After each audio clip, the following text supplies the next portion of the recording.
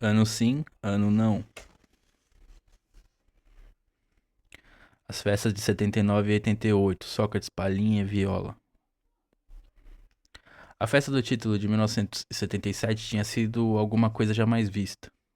O país inteiro saiu às ruas para comemorar a conquista que tardara, mas não falhara. Valia tudo. A massa ensandecida tinha um só refrão: Corinthians campeão, pau no cu do meu patrão. Porque no dia seguinte ninguém foi trabalhar, com certeza ninguém foi. Corintiano é assim mesmo, quando o Alvinegro ganha, até o mais alienado dos cidadãos percebe que alguma coisa realmente importante aconteceu. Foi assim também, por exemplo, em 1968, quando o Corinthians quebrou um tabu de 11 anos sem vitórias contra o Santos de Pelé no Campeonato Paulista. Frise-se sempre que é dentro do Campeonato Paulista. Nesses 11 anos, o Corinthians ganhou 4 vezes do Santos em Rio, São Paulo e numa outra taça lá. O rei nega, mas certamente ele sempre foi o men... ele... Perdão, o rei nega, mas certamente ele sempre foi ao menos um corintiano pelo avesso. Tanto que escolheu o Corinthians para ser o time contra quem mais vezes marcou, nada menos que 49 gols em 41 jogos. Daí aquela vitória na noite de 6 de março de 1968 ter um gosto especial. Pelé estava em campo e o Pacaembu lotado. Paulo Borges, o risadinha, rapidíssimo atacante que viera do Bangu, e Flávio, o minuano, artilheiro trazido do Internacional Gaúcho, fizeram os gols da vitória de 2-0. Quebrada a maldição, partida encerrada, a torcida foi em passeata até o Parque São Jorge e, ironia das ironias, cantava feliz. Um, dois, três, o Santos é freguês. Mas essa parte aqui é que nem quando o São Paulo ficou, sei lá, uns 4 anos sem perder pro Corinthians. Mesmo assim, eles continuaram abaixo dentro do, das estatísticas de confronto direto.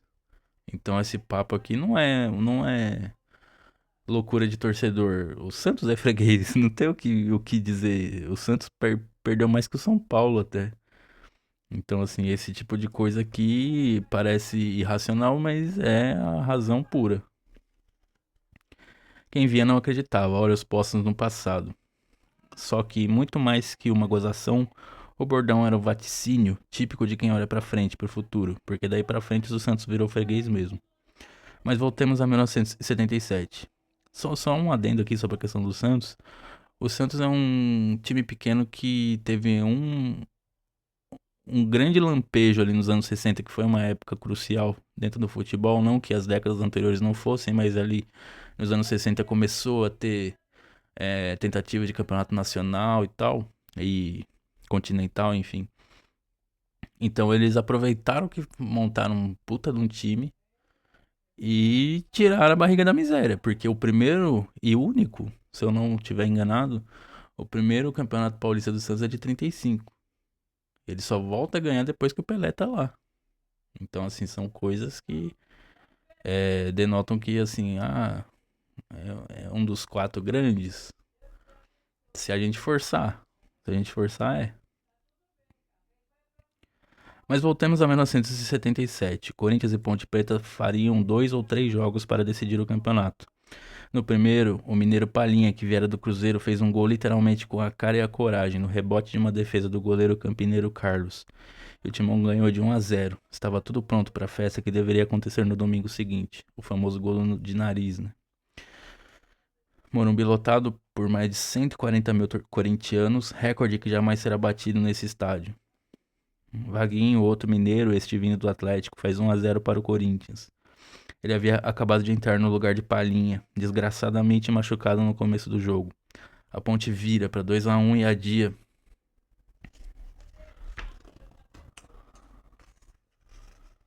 Essas fotos são maravilhosas, né?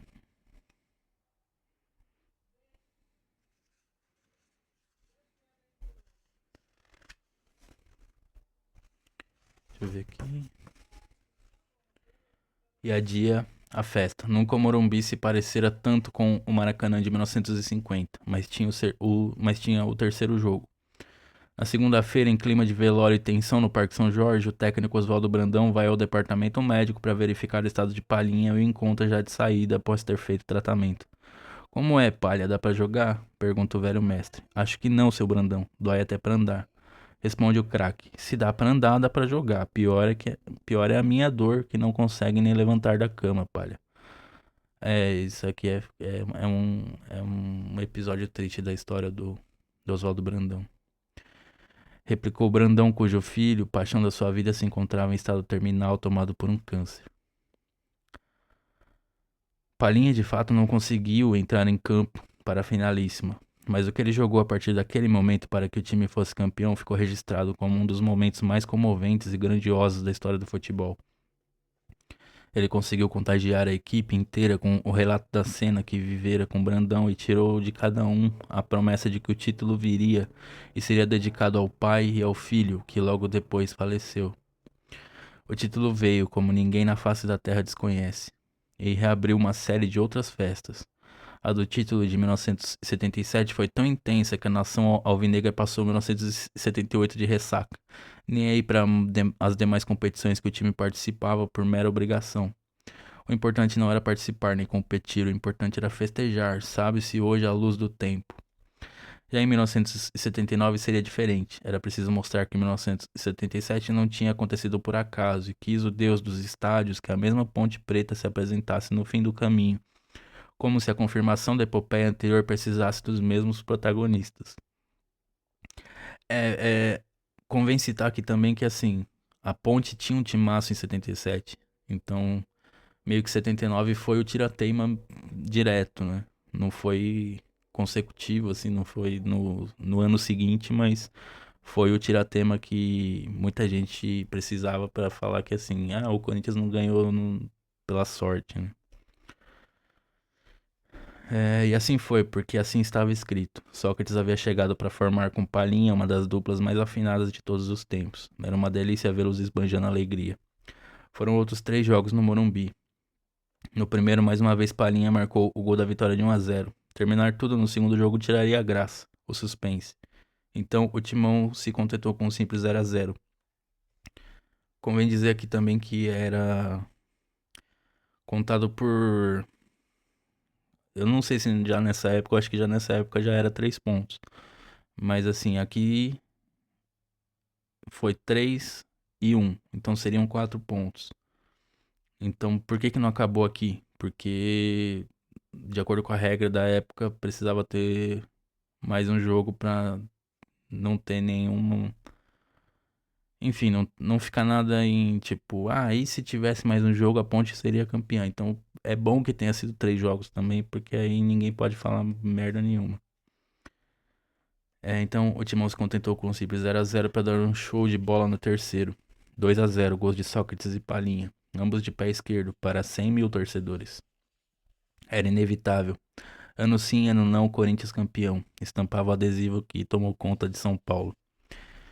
Melhor que isso, só mesmo em 1995, quando o Corinthians ganhou tudo que disputou. Pelo menos até que se botasse um ponto final nessa despretensiosa e convenientemente emocionada história corintiana que, como já foi dito, não terminará jamais.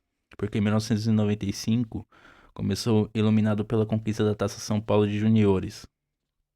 Mais importante até que o título, festivamente comemorado pela Fiel, foi a revelação de 2 meninos que seriam muito importantes logo adiante na Copa do Brasil e no Campeonato Paulista. André Santos e Silvinho se transformaram nos laterais que há anos o Corinthians buscava sem sucesso. Sucesso como o da Gaviões da Fiel, ganhadora do Carnaval paulistano em seguida, atingindo a cidade de preto e branco. Sucesso como a conquista da Copa do Brasil diante do poderoso Grêmio na casa dele, como já foi contado. E sucesso com a conquista do 21º título paulista, no tira-teima com o Palmeiras, detentor de outros 20 campeonatos. Aí foi indescritível e merece que nos alonguemos um pouco mais.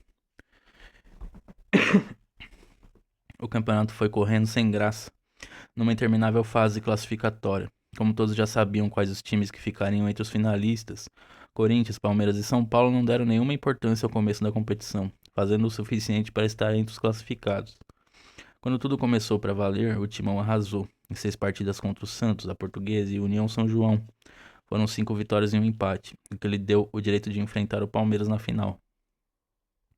Como o Morumbi e o Pacaembu estavam interditados por não terem suportado a falta de manutenção necessária para abrigar a massa alvinegra, os 2 jogos finais foram marcados para Ribeirão Preto, capital da cerveja, terra do famoso Pinguim, a choperia mais badalada do país. Não poderia haver melhor sinal. O Pinguim tem as cores alvinegras e Ribeirão mudaria de nome para Ribeirão Preto e Branco.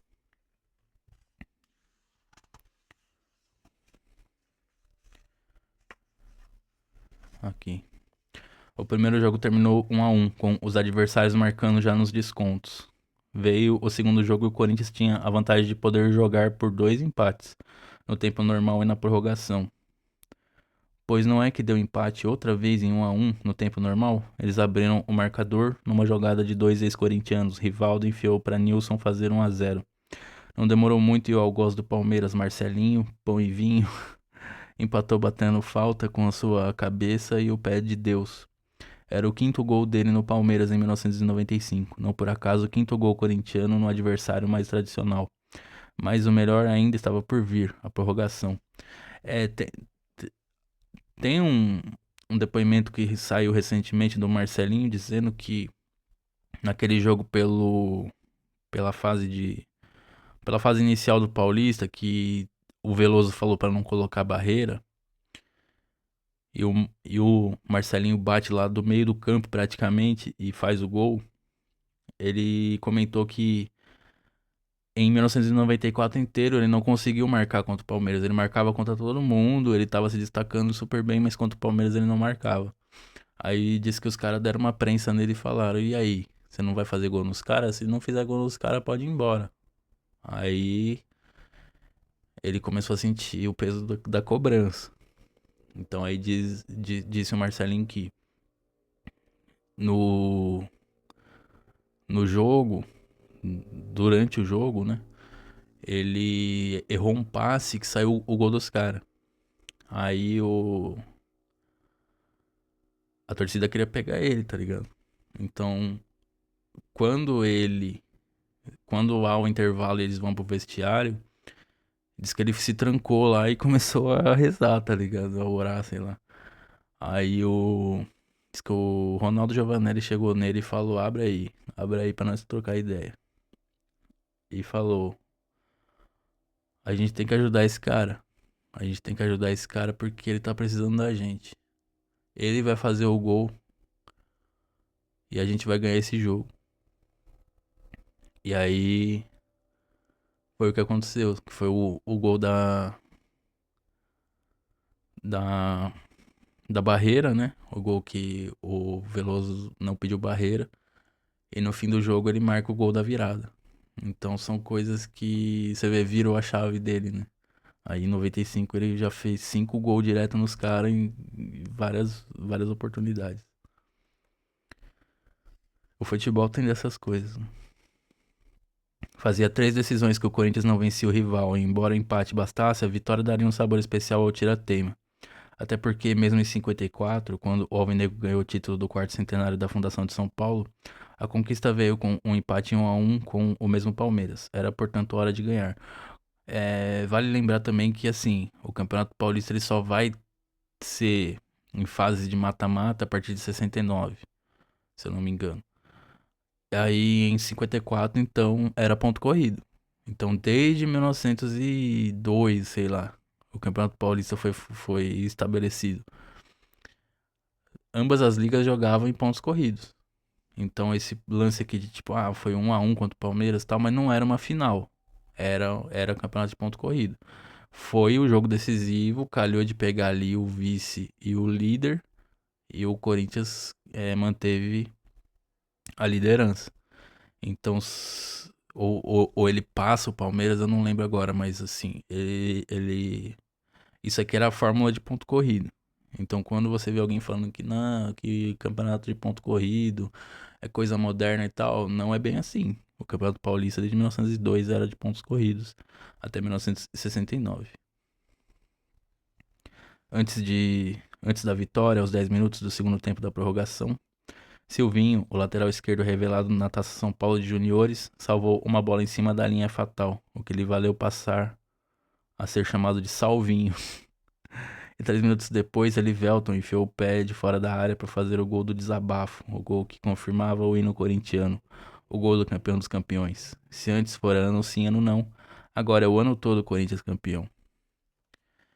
Aqui. E 3 minutos depois, Elivelton enfiou o pé de fora da área pra fazer o gol do desabafo.